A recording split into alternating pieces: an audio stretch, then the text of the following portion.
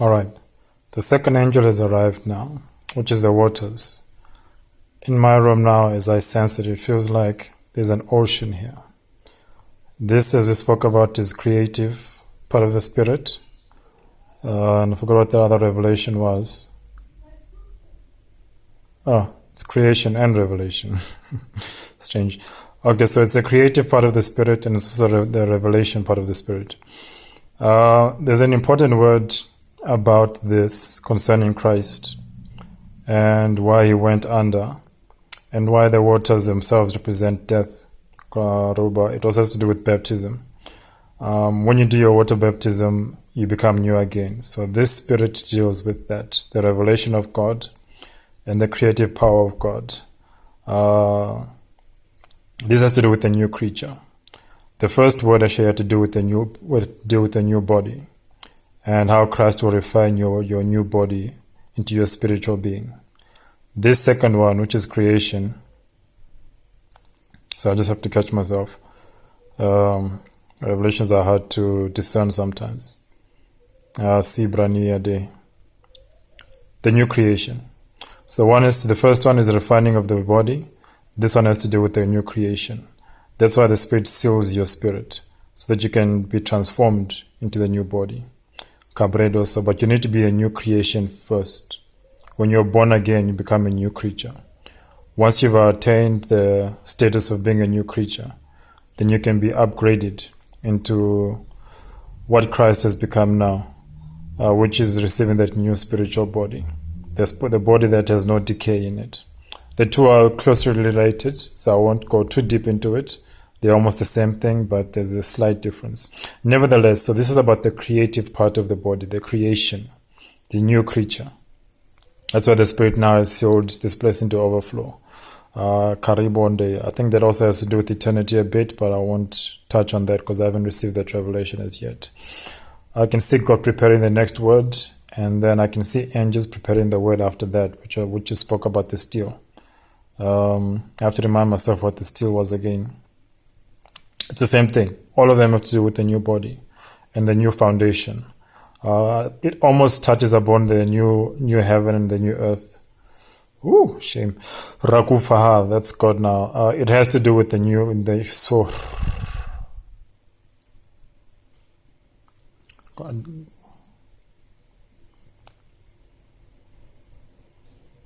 Gendo. Do.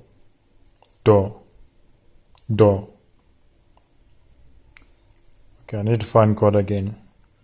Just give me 5 minutes. Maziti, yeah.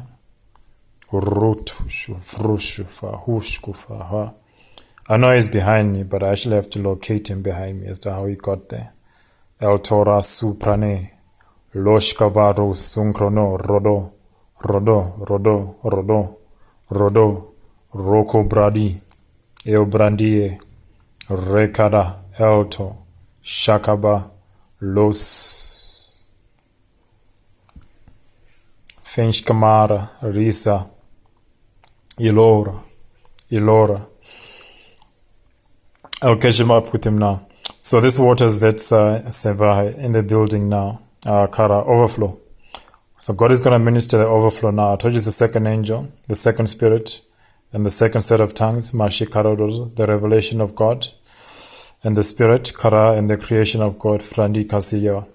I will touch on the baptism after I've prayed in the Spirit. Rako, I hope by now you do pray in the Spirit. I don't want to abandon some of you who have not been baptized. But just ask if you need to. Just ask God to baptize you in the Spirit. This can actually also count as your water baptism, but it would also be nice to do it physically. I tend to do a lot of my ministry in the Spirit. There was actually a revelation that I got about Paul. There was a point when Paul went into the Spirit and he saw things that he intentionally or unintentionally that he was not supposed to reveal.